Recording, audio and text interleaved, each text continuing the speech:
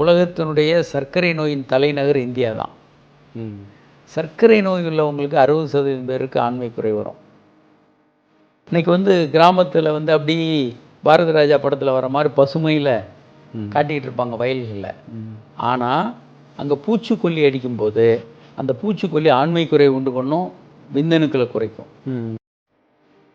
இந்த ஆண்மை குறை வந்த பிறகு ஒரு 45% ஆண்களுக்கு 1.5 வருஷத்தில் ஹார்ட் அட்டாக் வந்திருக்கு.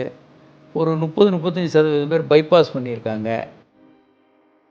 சுயம்பம் என்பது ஒரு செக்ஸுக்கான மாற்று. கல்யாணம் வரைக்கும் அது பண்ணுறது ரொம்ப ரொம்ப சேஃபு, சொல்லப்போனால் நல்லது கூட. ஒரு நாளைக்கு ஒரு 6 மணி நேரம் 7 மணி நேரம் நல்ல தூக்கணும். நல்ல தூக்கம் உங்களுக்கு இல்லைன்னா ஆண்மை குறைக்கு வர்றது கண்டிப்பாக வரும். ஒருத்தர் தூங்காமலே 2-3 நாள் இருந்தாருன்னா அவருக்கு செக்ஸ் உணர்வே இல்லாமல் போயிடும். புதுசாக கல்யாணம் ஆகிறாங்க, கல்யாணம் ஆகாமல் கூட கேர்ள் ஃப்ரெண்டோட செக்ஸ் வச்சுக்கும்போது கூட இவங்க மாத்திரையை பயன்படுத்துகிறாங்க. என்ன நினைக்கிறாங்க, நாங்கள் அங்கே வலிமையை காட்டணும், நீண்ட நேரம் செக்ஸ் பண்ணணும். அது முதல்ல தவறு. சென்னை ஹைகோர்ட்டில் இருக்க 75% இளம் தம்பதியினருடைய விவாகரத்து எல்லாமே இதுதான். அன்கன்சுமேட்டட் மேரேஜஸ், திருமணமாகியும் உறவு கொள்ள இயலாத நிலை.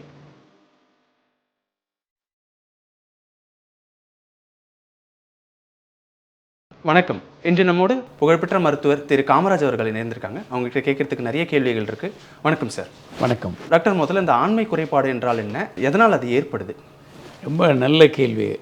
ஆக்சுவலாக ஆண்மை குறைபாடு அப்படின்னா முன்னால் என்ன சொல்லிக்கிட்டு இருந்தாங்க, டெஃபனிஷன் என்ன, வரையறை அப்படின்னா, தம்பதிகள் 2 பேரும் முழுமையாக திருப்திகரமான ஒரு உடலுறவில் ஈடுபட முடியலைன்னா, ஆண்களுக்கு அந்த விரைப்புத்தன்மை குறைகிறதுன்னா ஆண்மை குறைவுன்னு சொல்லிட்டு இருந்தாங்க. இதில் அந்த திருப்திகரம் என்பது ஒரு குழப்பமான இது. ஆராய்ச்சிகளுக்கு இது ஏன்னா சில பேர் 2 இட்லி சாப்பிட்டா திருப்தி ஆகிடலாம், சில பேர் 10 இட்லி சாப்பிட்டு திருப்தி இல்லாமல் இருக்கலாம். இந்த திருப்தின்ற வார்த்தை ஒவ்வொருத்தருக்கும் மாறுபடும். இப்போ என்ன, உலக சுகாதார நிறுவனம் மற்றும் உலகத்தில் பாலியல் மருத்துவர்கள் எல்லாம் சேர்ந்து என்ன முடிவு பண்ணியிருக்காங்கன்னா, இதை சப்ஜெக்டிவாக இல்லாமல் அப்ஜெக்டிவாக மாற்றுவது. இப்போது அந்த ஆணுறுப்பினுடைய விரைப்புத்தன்மை ஒரு வாழைக்காய் மாதிரி, ஒரு வெள்ளரிக்காய் மாதிரி ஸ்ட்ராங்காக இருந்ததுன்னா அதை கிரேட் 4, அதான் முழு விரைப்புத்தன்மை. இதுதான் கிரேட் 4. கிரேட் 3 அப்படின்றது ஒரு பழுத்த வாழைப்பழம் தோலோடு இருந்தால் எப்படி இருக்குதோ அது கிரேடு 3. கொஞ்சம் கம்மியாக இருக்கும், ஆனாலும் தாம்பத்திய உறவில் ஈடுபட முடியும் அவங்களால. கிரேடு 2 அப்படின்றது ஒரு உரித்த வாழைப்பழம் போல், தோல் இல்லாத வாழைப்பழம் போல். அது உறவு கொள்றதுக்கு முடியாது, பார்த்தா முழுமையாக பெருசாக இருக்கும், ஆனால் உறவு கொள்ள முடியாது. இது கிரேடு 3ன்னு சொல்கிறோம். கிரேடு 4 என்பது கொஞ்சம் பெருசாக இருக்கும், ஆனால் முழுமையான விரைப்புத்தன்மை இருக்காது. ஒரு அழுகிய வாழைப்பழம் மாதிரி இருக்கும், பெருசாக இருக்கும் ஆனால் இருக்காது. இதை நம்ம உடம்புல இருந்து சொல்கிறதுனா, நீங்கள் நெற்றியை தொட்டிங்கன்னா எப்படி ஒரு ஹார்ட்னஸ் இருக்கோ அது கிரேட் 4. மூக்கு நுனியை தொட்டிங்கன்னா அது கிரேடு 3. மேல் உதட்டை தொட்டிங்கன்னா அது கிரேட் 2. கீழ் உதட்டை தொட்டிங்கன்னா எவ்வளோ சாஃப்டாக இருக்கோ அது கிரேட் 1. ஸோ இந்த கிரேடு 4 தான் முழுமையான விரைப்புத்தன்மை. அதுக்கு மற்ற எல்லாமே கிரேடு 3, 2, 1 எல்லாம் பார்ஷியலாக கொஞ்சம் கொஞ்சம் ஆண்மை குறைவு. பட் கிரேட் 3ல் உறவு கொள்ள முடியும், இருந்தாலும் கொஞ்சம் அவங்களுக்கு தெரியும், வித்தியாசம் தெரியும், அது முழுமையான ஹார்ட்னஸ் இல்லை அப்படின்னு தெரியும். இதைத்தான் ஆண்மை குறைவு அப்படின்னு சொல்கிறோம். இதை முழுமையாக சரி செய்யலாம், அதான் நம்ம தெரிஞ்சிக்க வேண்டியது. முக்கியமாக இதில் இன்னொரு விஷயம் சொல்லணும். இந்த ஆண்மை குறைவு என்பது ஒரு ஹார்ட் அட்டாக் வர்றதுனுடைய முன்னோடியாக ஆண்களுக்கு வரும். இந்த ஆண்மை குறைவு வந்த பிறகு ஒரு 45% ஆண்களுக்கு 1.5 வருஷத்தில் ஹார்ட் அட்டாக் வந்திருக்கு. ஒரு 30-35% பேர் பைபாஸ் பண்ணியிருக்காங்க, ஸ்டென்ட் வச்சுருக்காங்க. இப்படி பல்வேறு ஆய்வுகள் உலகம் முழுவதும் இருக்குது. நீங்கள் சாதாரணமாக கூகுளில் தட்டினாலே இதெல்லாம் வரும். அதனால் ஆண்மை குறைவை ஹார்ட் அட்டாக்கோட முன்னோடியாக அதை பார்க்கணும், முன்னெச்சரிக்கையாக பார்க்கணும். ஆணுறுப்பும் ஹார்ட்டும் ட்வின்ஸ் மாதிரி. முதல்ல ஆணுறுப்பு அடிவாங்க, ஏன்னா சின்ன இரத்த குழாய்கள், 1லேருந்து 2 மில்லிமீட்டர் இரத்த குழாய்கள். ஹார்ட் 3லேருந்து 4 மில்லிமீட்டர். முதல்ல சின்ன ஆணுறுப்பு அடி வாங்கும், அதுக்கப்புறம் ஹார்ட் அடி வாங்கும். அதனால் ஆண்மை குறை வந்த உடனே முழுமையான சிகிச்சை எடுத்து எல்லாத்தையும் ரிவர்ஸ் பண்ணிக்கணும். வாழ்க்கை முறையை மாற்றணும். சிகரெட்டு, ஸ்மோக்கிங், மற்ற தவறான பழக்கங்கள்லாம் நிறுத்திடணும். ஒரு உடற்பயிற்சி, ஹெல்த்தியான உணவு, அதே மாதிரி நல்ல தூக்கம், பல்வேறு விஷயங்களை வாழ்க்கை முறையை முதல்ல மாற்றணும். மன அழுத்தம் இல்லாத வாழ்க்கை. அடுத்து சிகிச்சைகள் அப்படின்னு எடுத்துக்கிட்டால் நிறைய சிகிச்சை முறைகள் இருக்குது. என்ன காரணம் என்றதை பொறுத்து அந்த சிகிச்சைகள் மாறும். காரணங்கள் அப்படின்னு நம்ம பார்த்தோன்னா பெரும்பாலான காரணங்கள் இரத்த நாளங்களான காரணங்கள். அந்த காரணங்கள் தான் ஹார்ட்டையும் பாதிக்கிறது. அதனால தான் ஹார்ட் அட்டாக் வருது. ஒரு 45% வரைக்கும் ஹார்ட்டு. அடுத்து வந்து ஹார்மோன்கள் ஏற்றத்தாழ்வு. ஹார்மோன்கள் உடம்புல நம்ம பார்க்குறோம். அது சில ப்ரொலாக்டின்ற ஹார்மோன் அதிகமாக இருக்கிறது, ஆண் ஹார்மோன் டெஸ்டோஸ்டெரான் கம்மியாக இருக்கிறது, அல்லது தைராய்டு போன்ற ஹார்மோன்கள் ரொம்ப குறைவாக ரொம்ப அதிகமாக இருக்கிறது. இது மாதிரி பல ஹார்மோன்கள் பிரச்சனை. அடுத்ததாக மன அழுத்தம், மனப்பதட்டம், மனம் சம்பந்தப்பட்ட பல்வேறு பிரச்சனைகள். அடுத்து நரம்புகள் சம்பந்தப்பட்ட எந்த வியாதிகளும், மேலேருந்து விழுகிறது, முதுகு தண்டுவடத்தில் அடிபடுறது, நரம்புகள் மூளையில் வர்ற பாதிப்புகள், பல நோய்கள் வந்து ஆண்மை குறைவு உண்டு பண்ணலாம். அடுத்து வந்து ஆணுறுப்பில் வரக்கூடிய பைரோனி டிசீஸ், அதில் ஆணுறுப்பை சுற்றி பண்ணக்கூடிய அறுவை சிகிச்சைகள், இப்படி பல சிகிச்சை, இப்படியெல்லாம் நிறைய காரணங்கள் இருக்குது. இதை தவிர நீங்கள் சாப்பிடக்கூடிய மருந்து மாத்திரைகள், நமக்குள்ள நோய்கள், குறிப்பாக வந்து சர்க்கரை நோய் வந்து இன்றைக்கி சுனாமி மாதிரி இந்தியாவுக்கு வந்துக்கிட்டு இருக்கு.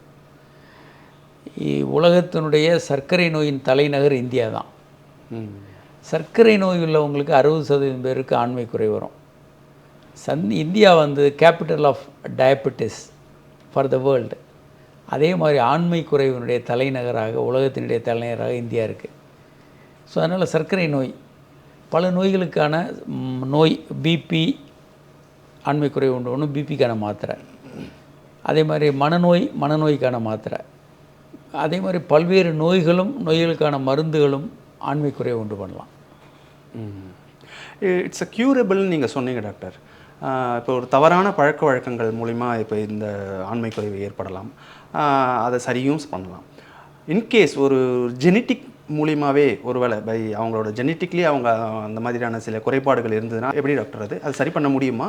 அதாவது நிறைய நோய்களில் இந்த மாதிரி வரலாம். ஒரு குழந்தை பிறக்கும்போது நம்ம ஆண் உறுப்பு பெண் உறுப்பை வச்சு தான் குழந்தை ஆண் பெண் சொல்கிறோம். ஆனால் சில நேரங்களில் ஜெண்டர் டிஸ்போரியான்னு பேர், குழப்பம், ஆணா பெண்ணான்னு குழப்பம் இருக்கும். குழந்தையை வளர்த்துருவாங்க, ஆண் வளர்த்துருவாங்க, பெண்ணாக இருக்கும், பெண்ணுன்னு வளர்த்துருவாங்க, ஆண். ஜெனட்டிக்கலாக ப்ராப்ளம் இருக்கும். டர்னர் சின்ட்ரோம், கிளின்ஃபெல்டர் சின்ட்ரோம், இப்படி பல சின்ட்ரோம்ஸ் நிறைய இருக்குது, ஜெனட்டிக் குறைபாடுகள். இன்னும் ஒரு சாந்தின்ற ஒரு பெண் வந்து ஏஷியாவில் கப்பு வாங்கின பிறகு ஜெனட்டிக் டெஸ்ட் பண்ணப்போ அந்த பெண் ஆண் இருந்ததுன்னு கப்பை திரும்ப வாங்கினாங்க. அதே மாதிரி பல பேர் வந்து பெண் குழந்தைய ஆண் வளர்த்துருவாங்க, அப்புறம் பார்த்தா செக் பண்ணும்போது பெண் குழந்தையாக இருக்கும். அதுக்கு நிறைய, அப்போது இந்த மாதிரி குறைபாடுகள் இருக்கும்போது ஜெனட்டிக்காக பார்க்கணும். XY இருக்கா, XX இருக்கா, XX பெண், XY இருந்தால் ஆண்.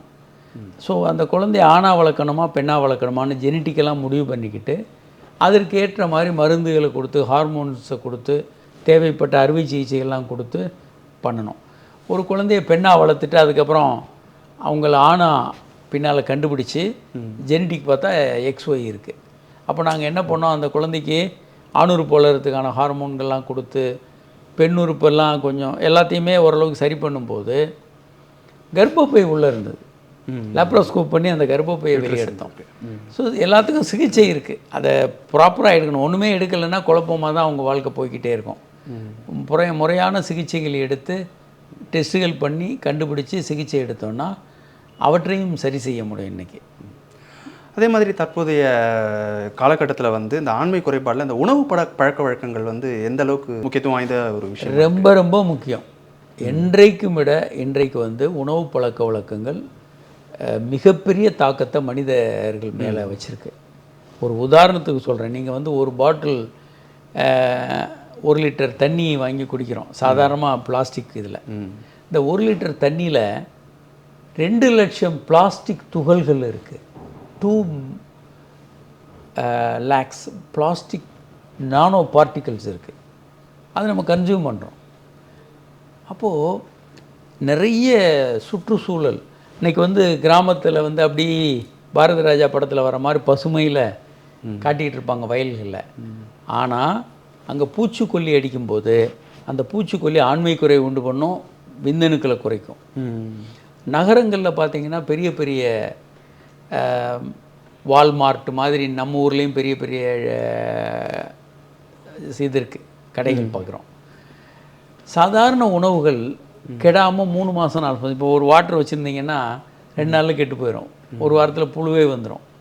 ஆனால் வாட்டர் பாட்டில் வந்து 3 மாதம் 4 மாதம் கெடாமல் உங்களுக்கு சப்ளை பண்ணுறாங்க. அப்போ உள்ளே என்ன இருக்குன்னா ப்ரிசர்வேட்டிவ், அதுக்குள்ளே பூச்சிக்கொல்லி இருக்குது. நீங்கள் நிறைய உணவுகள் வாங்கி சாப்பிட்றீங்க, நூடுல்ஸ்லேருந்து ஏராளமான உணவுகள் வாங்கி சாப்பிட்றோம். இதை கெடாமல் தக்க வைக்கிறதுக்கு தாலேட் நிறைய கெமிக்கல்ஸ் யூஸ் பண்ணுறாங்க.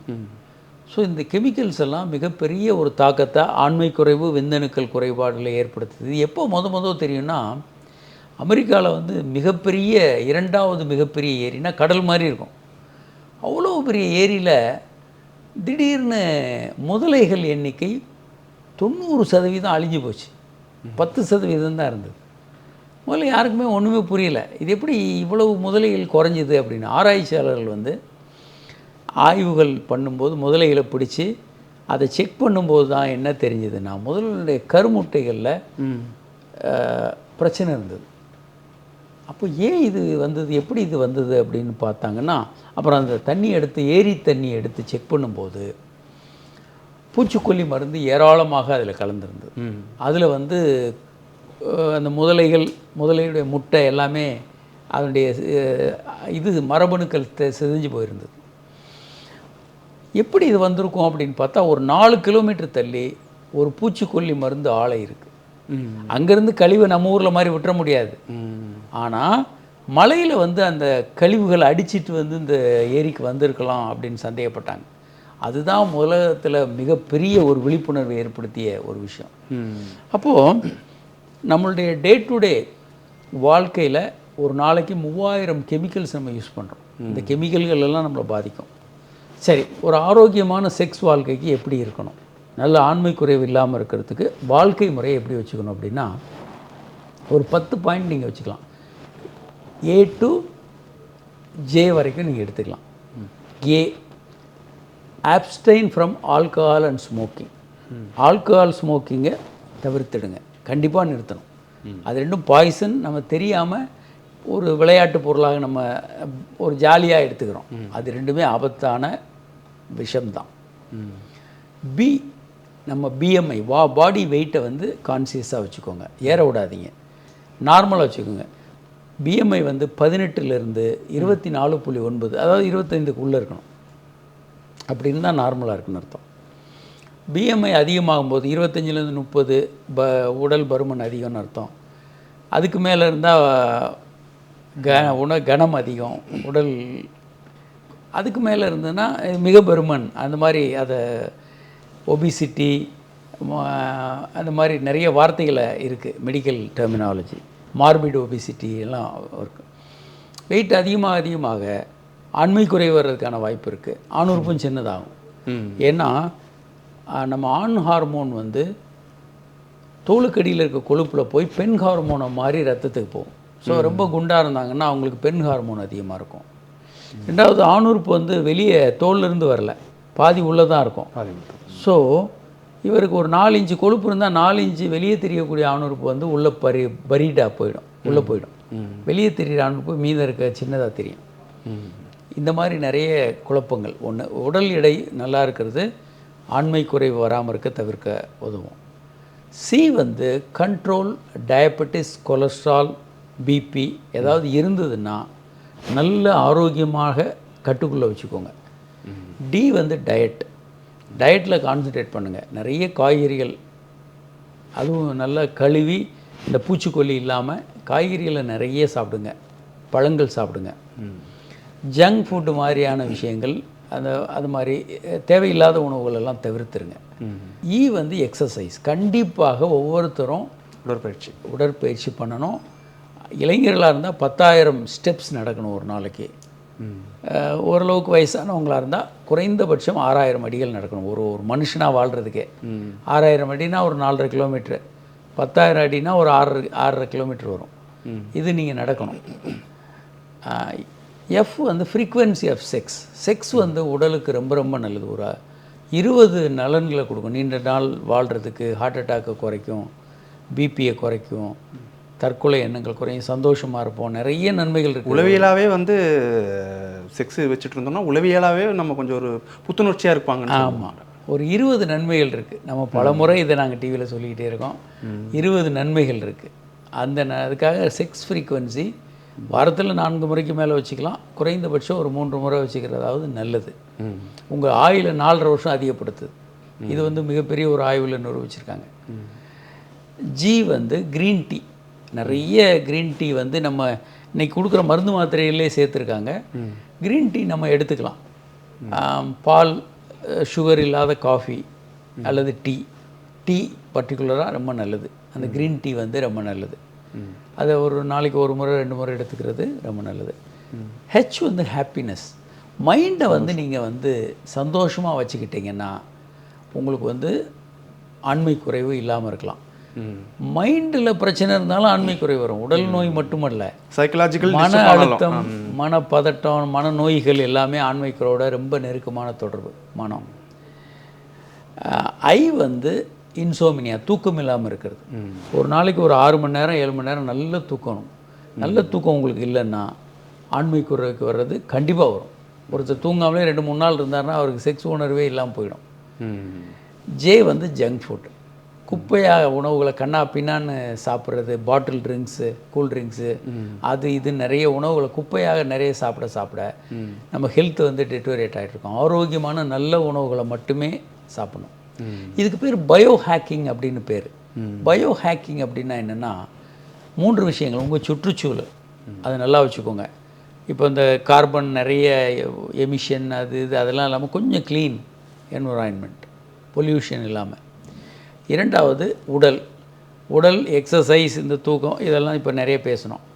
ஆரோக்கியமான உடல் வச்சுக்கோங்க, எக்ஸசைஸ் பண்ணுங்கள், ஆரோக்கியமான உணவு சாப்பிடுங்க. 3வது மனதை வந்து மகிழ்ச்சியாக சுத்தமாக வச்சுக்கோங்க. ரொம்ப குழப்பம் இல்லாமல் மன அழுத்தம் இல்லாமல் வச்சுக்கிட்டிங்கன்னா நம்ம நீண்ட நாள் வாழ முடியும், ஹெல்த்தியாக வாழ முடியும், அர்த்தமுள்ள வாழ்க்கையை வாழ முடியும், சந்தோஷமான செக்ஸோடு வாழ முடியும். இதுக்கு பேர் பயோ ஹேக்கிங். இதை வந்து நம்ம எல்லாருமே ப்ராக்டிஸ் பண்ணணும். விரைப்புத்தன்மையில் நிறைய பிரச்சனை இருக்குன்னு சொல்லியிருந்தாங்க. விரைப்புத்தன்மையில் என்னென்ன பிரச்சனைகள் அதெல்லாம் விளக்கமாக சொல்லியிருந்தீங்க. சில பேருக்கு என்ன ஆகுதுன்னா, விரைப்புத்தன்மை பிரச்சனை இருக்குது. அதை வந்து அவங்க என்ன செஞ்சுக்கிறாங்கன்னா, ஒரு இன்டர் கோர்ஸ் பண்ணுறதுக்கு முன்னாடி ஒரு ப்ராப்பரான ஒரு ஃப்ளோர் ப்ளே இருக்கிறது கிடையாது. மாத்திரைகள் மூலமாக என்ன பண்ணிக்கிறாங்கன்னா, விரைப்புத்தன்மையை வந்து அதிகப்படுத்தி அந்த சமயத்துக்கு இருக்க வேண்டியது ஒன்றா இருக்காங்க அப்படின்னா அந்த சமயத்துக்கு அது ஒரு அப்போத்தே ஒரு சுகத்தை மட்டும் கொடுக்குற மாதிரி இருக்கே, அது ஒரு மாத்திரைகளை உபயோகப்படுத்துறது தவறான ஒரு அணுகுமுறையா டாக்டர்? அது கண்டிப்பாக. அதாவது என்னென்னா, இப்போ இளம் பிள்ளைகள் புதுசாக கல்யாணம் ஆகிறாங்க. கல்யாணம் ஆகாமல் கூட கேர்ள் ஃப்ரெண்டோட செக்ஸ் வச்சுக்கும்போது கூட இவங்க மாத்திரையை பயன்படுத்துகிறாங்க. என்ன நினைக்கிறாங்க, நாங்கள் அங்கே வலிமையை காட்டணும், நீண்ட நேரம் செக்ஸ் பண்ணணும். அது முதல்ல தவறு. நீங்கள் இப்படி போய் ஆரம்பிச்சிங்கன்னா பின்னால் மாத்திரை இல்லாமல் போகவே உங்களுக்கு தைரியம் இல்லாமல் போயிடும். மாத்திரை இல்லாமல் போனால் வீக் ஆகிடுவோமோ, தப்பாக நினச்சிடுவாங்களோன்னு சொல்லி அப்போ தேவையில்லாத மாத்திரைகள் நீங்கள் எடுக்கக்கூடாது. ஆண்மை குறைவு இருக்கும்போது செக் பண்ணி மருத்துவரின் பரிந்துரையின் பேரில் மருந்துகள் எடுப்பது விஞ்ஞானபூர்வமானது, சரியானது. தேவையில்லாமல் நம்ம ஏதாவது மாத்திரைகள் நாமளே எடுத்துக்கிட்டு நாம் போகிறோம் அப்படின்றது ஆபத்தானது. பின்னால் அந்த ட்ராப்பில் மாட்டிக்குவீங்க நீங்கள், அதுலேருந்து என்றைக்கும் வெளியே வர முடியாது. அப்போது தேவையில்லாத மாத்திரைகளை பயன்படுத்துவது நல்லதில்லை. தேவையான போது மருத்துவர்கள் செக் பண்ணி என்ன மருந்துகள் என்ன காரணம்னு கண்டுபிடிச்சி அதற்கான மருந்துகளை கொடுத்தாங்கன்னா நீங்கள் அதை பயன்படுத்தலாம். அது உடலுக்கு நல்லது, உங்கள் உறவுக்கும் நல்லது. தேவையில்லாத மாத்திரைகள் நீங்கள் அது உங்களை சிக்கலில் மாட்டி விட்றோம். நிறைய இளைஞர்கள் அப்படி மாட்டியிருக்காங்க. முதல்ல மாத்திரை பயன்படுத்துவாங்க, அப்புறம் அதை எப்படி நிறுத்துறதுன்னு தெரியாது, அதிலே குற்ற உணர்வு வந்துடும். நம்ம மாத்திரையில் தான் நம்ம செக்ஸ் பண்ணுறோம், நம்ம ஒரு நல்ல ஆண்மகன் இல்லை, அப்படி இப்படி நிறைய குற்ற உணர்வு வந்துடும்.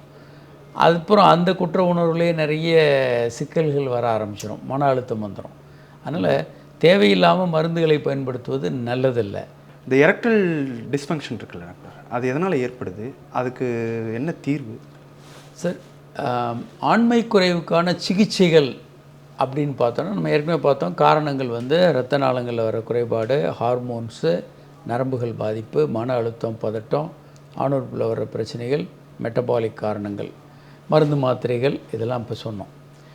என்ன சிகிச்சை முறைகள் அப்படின்னு பார்த்தோன்னா, முதல்ல வந்து கவுன்சிலிங், செக்ஸ் தெரப்பி போன்ற, இப்போ புதுசாக கல்யாணம் ஆகுறாங்க, அவங்களால உறவு கொள்ள முடியல. 100 பேர் கல்யாணம் பண்ணாங்கன்னா 4 பேருக்கு தாம்பத்திய உறவு பண்ண முடியாது. 100 பேர் கல்யாணம் ஆகி 100 பேர் நல்லா செக்ஸ் பண்ணாங்கன்னா 15 பேருக்கு குழந்தை இருக்காது ஒரு வருஷம் முடிவில். அது குழந்தையின்மை. 100 பேர் கல்யாணம் பண்ணாங்கன்னா கல்யாணம் ஆன முதல் நாள்லேருந்து 4 பேர் தாம்பத்திய உறவு பண்ண முடியாது. இந்த விஷயம் நிறைய பேருக்கு தெரியாது. இவங்க என்ன பண்ணுவாங்க, சண்டை போட்டு ஒரு இந்த ஆண்மை குறைவுள்ள ஆள் வந்து கல்யாணம் பண்ணி என் வாழ்க்கையை கெடுத்துட்டாருன்னு கோர்ட்டுக்கு போவாங்க. சென்னை ஹைகோர்ட்டில் இருக்க 75% இளம் தம்பதியினருடைய விவாகரத்து எல்லாமே இதுதான். அன்கன்சுமேட்டட் மேரேஜஸ், திருமணமாகியும் உறவு கொள்ள இயலாத நிலை.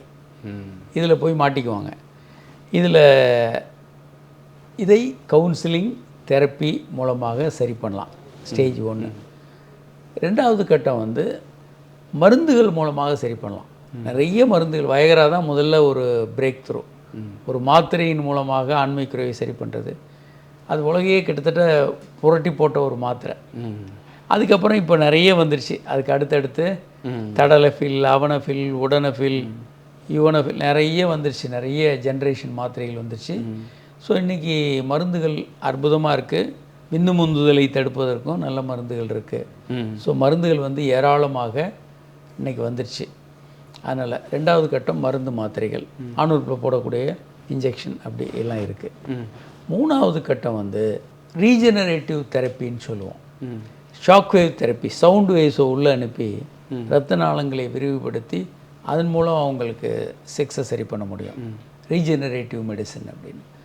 அதே மாதிரி பி ஷாட் இன்ஜெக்ஷன், ரத்தத்திலேருந்து க்ரோத் ஃபேக்டரை தனியாக பிரித்து அதை ஆணுறுப்பில் இன்ஜெக்ட் பண்ணி விரைப்புத்தன்மையை சரி பண்ண முடியும்.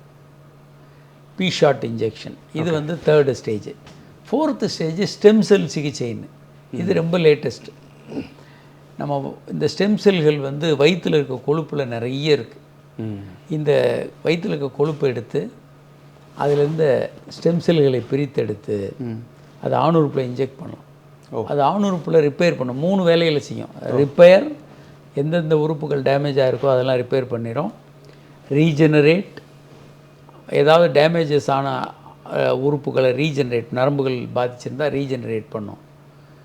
ரிப்ளினிஷ், புதிய செல்களை உருவாக்கும். இதன் மூலமாக ஆண்மை குறைவு முற்றிலுமாக அது சரி பண்ணும். நிறைய பேர் கல்யாணத்துக்கு முன்னால் ரொம்ப பாதிக்கப்பட்டவங்கலாம் ஸ்டெம் செல் பண்ணிக்கிட்டு கல்யாணம் பண்ணுறாங்க. அவங்கெல்லாம் ரொம்ப அற்புதமான ஒரு தீர்வாக இருக்குது ஸ்டெம் செல். 5வது கட்டம் வந்து அறுவை சிகிச்சை. அறுவை சிகிச்சை வந்து ஆண்மை குறைவு ரொம்ப இருக்கிறவங்களுக்கு சயலாஸ்டிக் டியூப்ஸ் 2 டியூப் எடுத்து ஆணுறுப்பு உள்ளே வச்சுருவாங்க. உள்ளே வைத்து ஆப்ரேட் பண்ணிடுவாங்க. அவங்களுக்கு இயல்பான விரைப்புத்தன்மை இருக்க மாதிரி இருக்கும். தாம்பத்திய உறவு இயல்பாக பண்ணலாம், குழந்தை பெற்றுக்கலாம், அந்த மாதிரி இருக்குது. அறுவை சிகிச்சை 5வது கட்டமாக அறுவை சிகிச்சை. ஸோ இந்த 5 ஸ்டேஜில் கண்டிப்பாக எல்லாரையுமே குணப்படுத்திடலாம். டாக்டர், அதே மாதிரி அப்போல்லாம் வந்து குடும்பத்துக்கு ஒரு 10 குழந்தை, 12 குழந்தை, 13 குழந்தைன்ட்டு ஈஸியாக பெற்றுக்கிட்டாங்க. இப்போ வந்து ஒரு குழந்தைய பெற்றுக்கிறதுக்கே ரொம்ப கஷ்டப்படுறாங்கன்னு சொன்னாங்க. ஏகப்பட்ட ஃபர்டிலிட்டி சென்டர்ஸ் அங்கங்கே உருவாகிருக்கு. முன்னாடிலாம் வந்து இது வீட்டில் இருக்கிற குழந்தைங்களை ஸ்கூலுக்கு கூட்டு போகிறதுக்கே நமக்கு டைம் பத்தாது. இன்றைக்கி என்னென்னா ஃபர்டிலிட்டி சென்டருக்கு போகிறதுக்கே டைம் பத்தலைன்ற ஒரு ரேஞ்சில் வந்து இன்றைக்கி நிற்கிறோம் நம்ம. அது எதனால் டாக்டர் அந்த மாதிரியான? சரி, இது அப்படி இல்லை. இது என்ன அப்படின்னு நான் சொல்கிறேன். குழந்தையின்மை வந்து தசரதன் காலத்திலேருந்தே வரலாற்றிலே இருக்குது. இன்றைக்கி புதுசாக வரல. பல பேருக்கு வரலாற்றில் அரசர்களுக்கே குழந்தை இல்லை. பிரிட்டிஷெல்லாம் என்ன இப்போ சமீப காலம் பிரிட்டிஷில் ஒரு இது முறை என்ன வச்சாங்கன்னா, அரசர்கள் இந்தியாவில் இருக்க அரசர்களுக்கு அவங்க கீழே தான் வேலை இருக்கணும். இவங்க அரசர்களாக பிரிட்டன் கீழே தான் இருக்கணும். இருந்தாலும் இந்த சமஸ்தானத்தில் இருக்க அரசர்களுக்கு வந்து குழந்தை இல்லைன்னா சமஸ்தானத்தை அப்படியே பிரிட்டன் நேரடியாக எடுத்துக்கும். அப்படி நிறைய பேருக்கெல்லாம் தமிழ்நாட்டில் இருந்த அரசர்கள் பல பேர் கூட குழந்தை இல்லாமல் போயிருக்கு. குழந்தை இல்லைன்றது எப்பயுமே இருக்குது. ஆனால் அப்போக்கும் இப்போக்கும் ஒரு சின்ன வித்தியாசம் இருக்குது.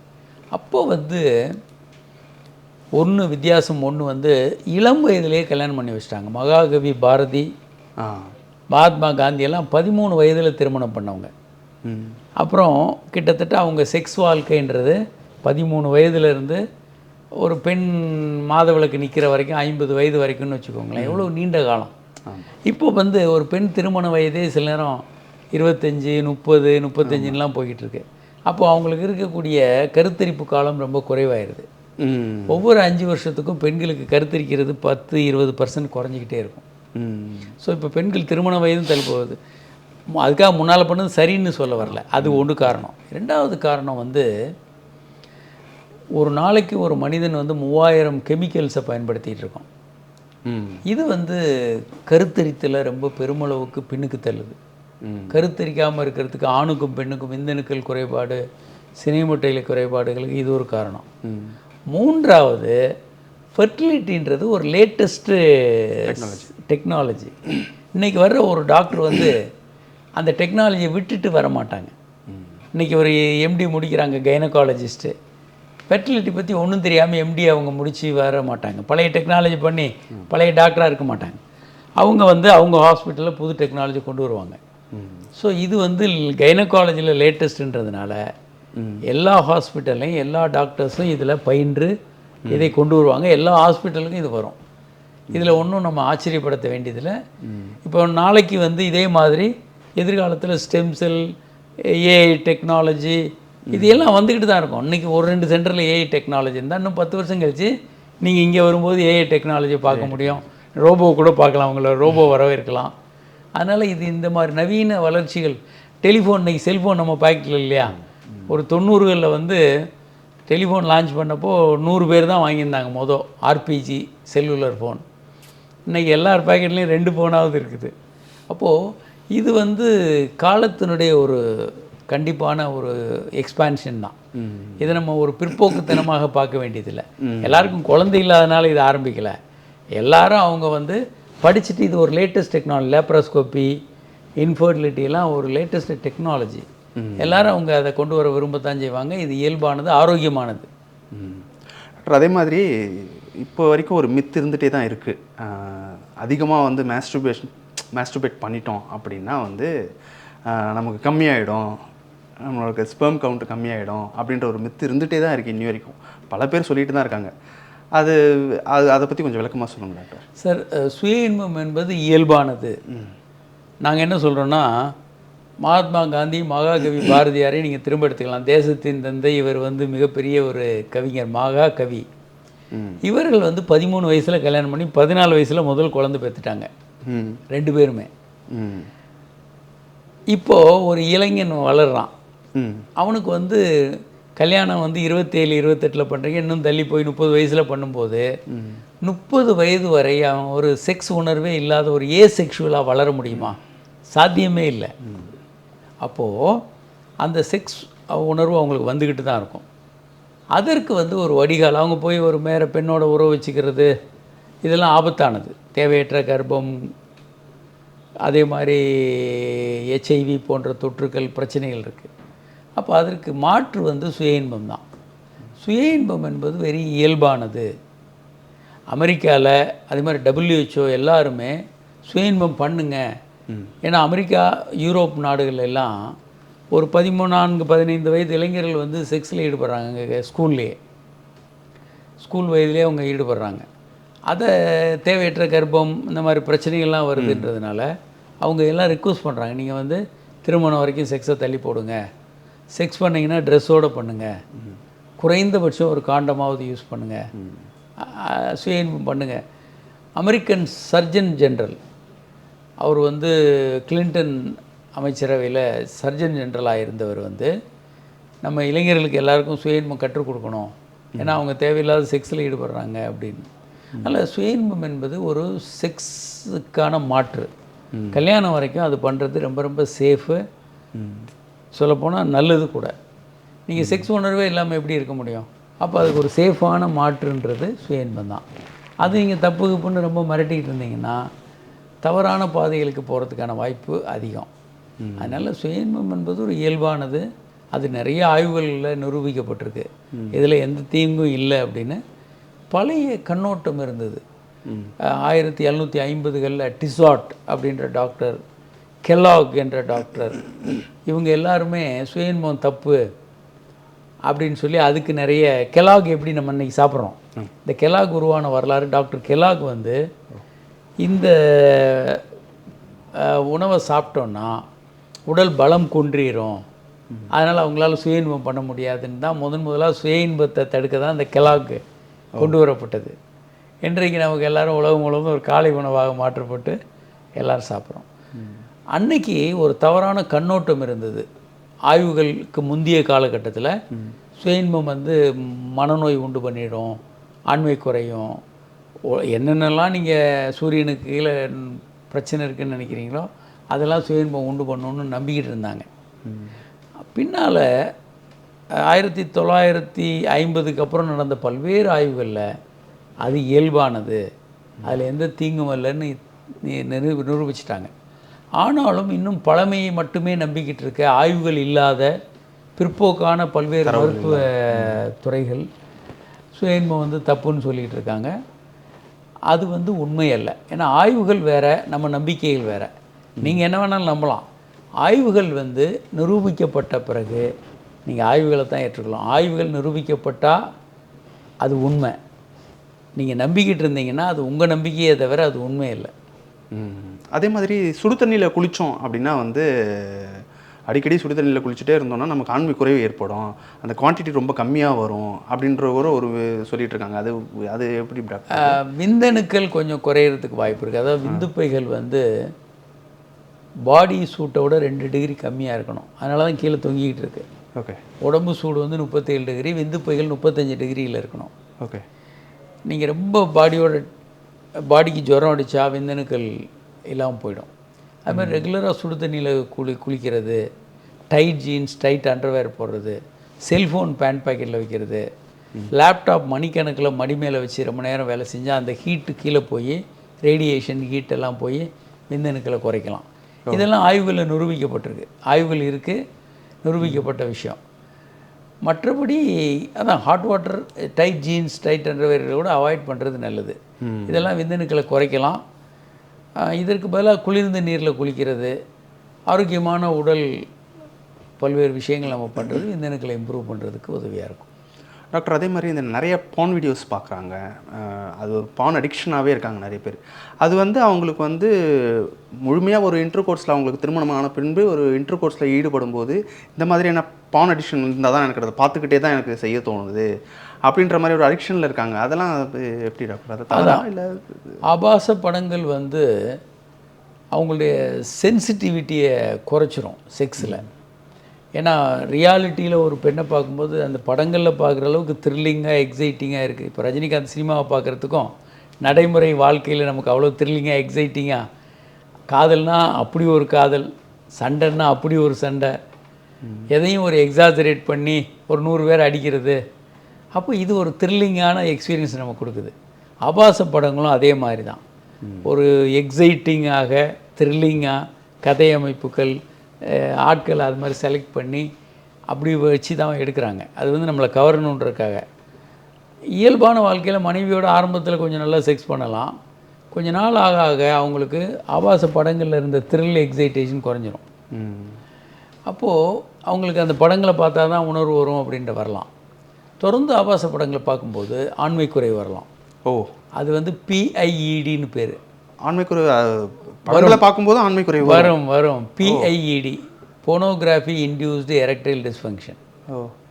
இது வந்து சிக்கலான விஷயம். இதையும் சரி பண்ண வேண்டிய ட்ரீட்மெண்ட் கொடுக்க வேண்டியிருக்கும். அதனால் ஆபாச உளவியலாவா இல்லை மருந்து மாத்திரைகள் ட்ரீட்மெண்ட்டே கொடுக்க வேண்டியிருக்கும், மருந்துகளே கொடுக்க வேண்டியிருக்கும். அது ஒரு மெடிக்கல் கண்டிஷன். PIEDன்றது ஒரு மெடிக்கல் கண்டிஷன். அதை வந்து நம்ம சரி பண்ண வேண்டியது இருக்கும். ஓகே டாக்டர், நிறைய சந்தேகங்களை நீங்கள் தீர்த்து வச்சுருக்கீங்க. இன்னும் வரப்போகிற காலகட்டங்களில் வந்து இன்னும் நிறைய நம்ம பயணிக்கணும். உங்களுடைய இணைவுக்கு ரொம்ப நன்றி டாக்டர். நன்றி.